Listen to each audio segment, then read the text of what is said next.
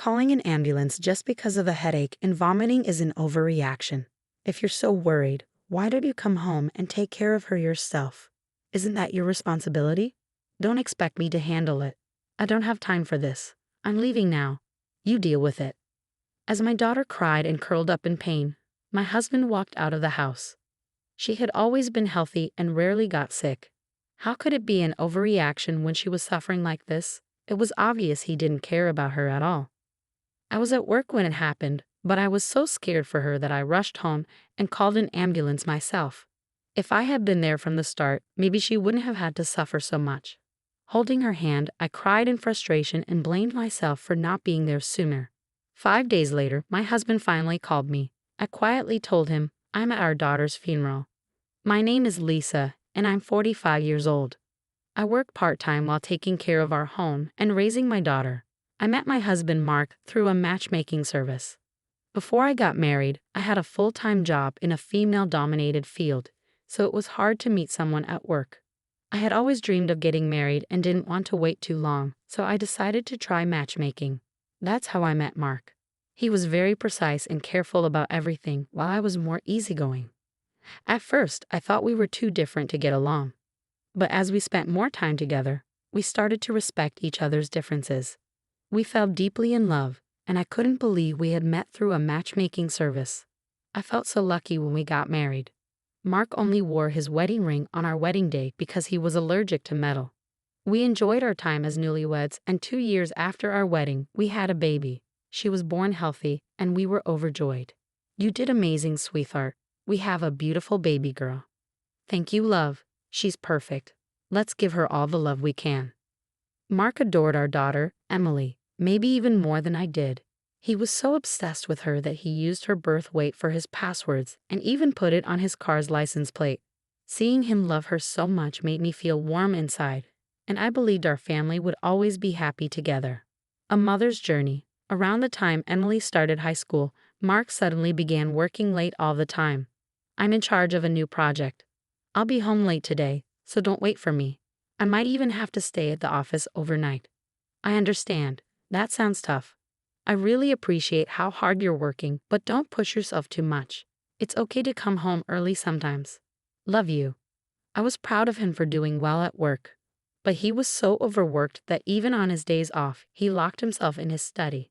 I knew he needed rest, but he barely spent any time with us. The house started to feel cold and distant. Emily had always been a daddy's girl. Since she was little, she adored her father. But lately, things had changed. Dad's been locked in his study a lot. I know he's busy, but I miss spending time with him like we used to, she told me sadly. I could see how much it was bothering her, so I tried to fix it. Hey, Mark, how about we go out for dinner this weekend? It's been a while since we did something as a family. I wasn't expecting his reaction. Are you serious? You know how exhausted I am. Is this some kind of joke? Why can't you just let me rest on my day off? He snapped at me. I was shocked. You don't have to get so angry. Staying in your room all the time isn't good for you. Going out could help you relax after all your hard work, I said, trying to calm him down. Leave me alone. You and Emily can do whatever you want. He refused, and that was the end of it. After that, he started making sarcastic comments whenever he was frustrated. Must be nice to have so much free time, he would say, almost mocking me. I spent more time with Emily, but she was deeply hurt by her father's coldness. She started locking herself in her room.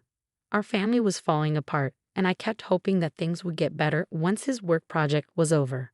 A month later, one day, Mark suddenly announced, I'm going on a training trip for 5 days, starting tomorrow. It caught me off guard. Something didn't feel right. That's so last minute, and it's been a month since you started this project. Do you still need training? I asked. There's nothing strange about it. Stay out of my business, he said coldly. His attitude frustrated me. I didn't know when he would ever make time for his family again. The next morning, he was still home when I left for work. Emily had the day off from school, so I hoped they would spend a little time together before he left. Maybe they could finally talk. The emergency? As soon as I got to work, I got a text from Emily. Mom, my head hurts so bad. It feels like it's going to split open. I feel sick. I can't take it anymore. Panic rushed through me. She had been fine when I left, but now she sounded like she was in terrible pain. I immediately called her, but she didn't pick up. I dialed Mark's number next, hoping he was still home. Are you still at home? Emily is really sick. Please call an ambulance right away. I was terrified. My grandmother had died from a brain hemorrhage, and Emily's symptoms sounded too similar. His response was unbelievable. It's just a headache and some nausea. You're overreacting. If you're so worried, why don't you come home and deal with it? I'm about to leave, so what's your problem now? I couldn't believe what I was hearing. What the hell, Mark? Our daughter is in pain, and you're just going to leave? Is your job really more important than her? I yelled. You're making a big deal out of nothing. It's raining today. Maybe she's just feeling down. If you come back, the problem will be solved. I can't be late for work. Time management is important, he said coldly. He didn't care. The man who used to love Emily more than anything had completely changed. I hung up the phone and rushed home, hoping that Mark had already left. When I arrived, I found Emily unconscious in the living room. Panicked, I immediately called an ambulance. They arrived quickly and took her to the hospital. I tried calling Mark over and over, but he didn't answer. He must have been busy, or maybe he just didn't care. If I had been there for her earlier, she wouldn't have suffered so much. The thought broke me. As I held her hand, I cried, feeling helpless and full of regret. 5 days later, Mark finally called me in the evening. His first words? You don't have to make dinner for me tonight. For a moment, I was too stunned to speak. He had been gone for 5 days. He hadn't checked on Emily once. He had no idea what had happened. I took a deep breath and told him the truth. I'm in the middle of our daughter's funeral. I can't make dinner anyway. Your trip is over, right? Can you come now? Any father would rush to his child's funeral, right? But Mark didn't even hesitate. Oh, I see. Well, I won't be able to make it. You can handle it yourself. That was it. No sadness.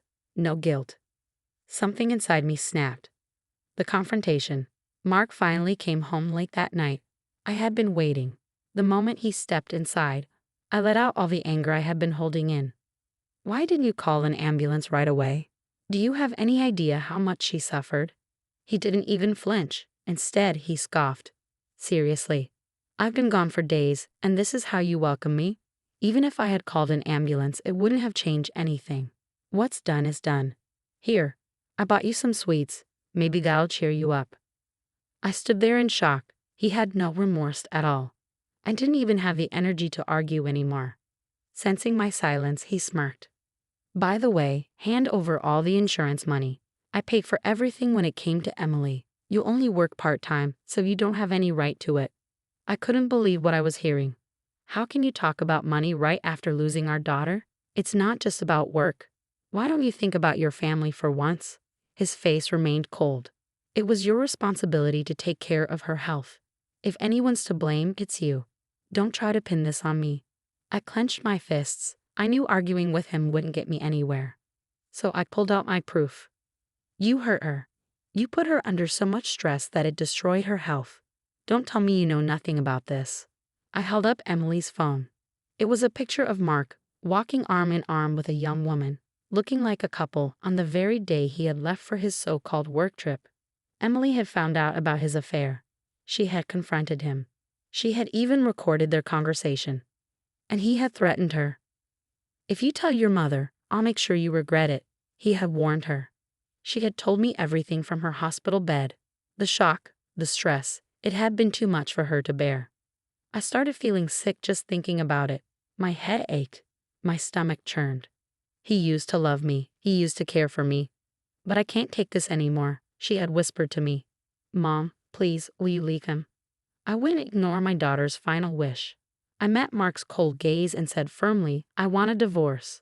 He didn't look surprised. This isn't enough to prove I was having an affair. I smiled bitterly. Then how about these?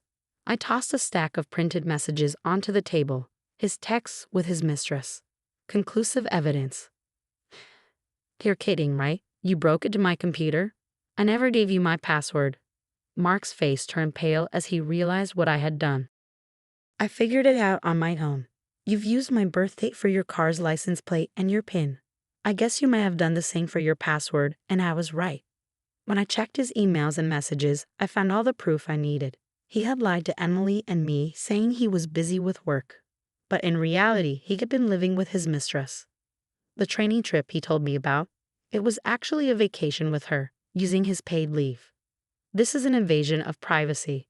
You had no right to look at my computer, he shouted, trying to defend himself. But I didn't back down. And you had no right to lie to your family. Oh, and by the way, I also found records of you stealing money from your company to pay for your girlfriend. You're not getting out of this. Just admit it. His confidence shattered. He dropped to his knees, panicked, knowing he had been completely exposed, leaving him behind. I told him I was leaving and going back to my parents' house. A few days later, I filed for divorce and got full custody of Emily. While Mark was away, I moved Emily to my parents' home and gathered more evidence of his affair. By the time he returned, we were already gone. And as for Emily's funeral, that was a lie. I wanted to see what he would choose, his daughter or his affair. He didn't even hesitate. He thought that if Emily was gone, he could keep his affair a secret and use the insurance money to pay back the company. That's when I realized what a terrible person he truly was. The thought still makes me shudder. I reported his embezzlement to HR, and he was fired. They demanded that he return all the money he had stolen. He complained that it was too much to pay back, but that wasn't my problem. And as if karma wasn't done with him yet, I found his mistress's contact information saved on his computer. I called her and told her everything. Mark had been so careful about keeping records, but in the end, his attention to detail was his downfall. His mistress dumped him. Even his parents, ashamed of his actions, cut ties with him. Now he lives alone, struggling to pay child support, alimony, and the money he owes his company. A fresh start. One day, Mark came crawling back, full of regret. I'm so sorry, I was weak and I made terrible mistakes. Please, can we start over? But it was far too late. I refused to forgive him. As for Emily, the little girl who once adored her father, she had completely changed. I never want to see him again, she said firmly. With the support of my parents and a close friend who had been through something similar, Emily slowly started to heal. One night, I asked her, "Are you happy now that we're divorced?" She didn't even hesitate. Of course, he's just a stranger to me now. What really matters is that I have you, Mom. You always cared about me. Thank you for being here. I love you. Tears filled my eyes as I hugged her tightly. Thank you for being my daughter. I loved you so much. At that moment, we both knew we had each other, and that was enough. We were finally stepping toward a brighter future together.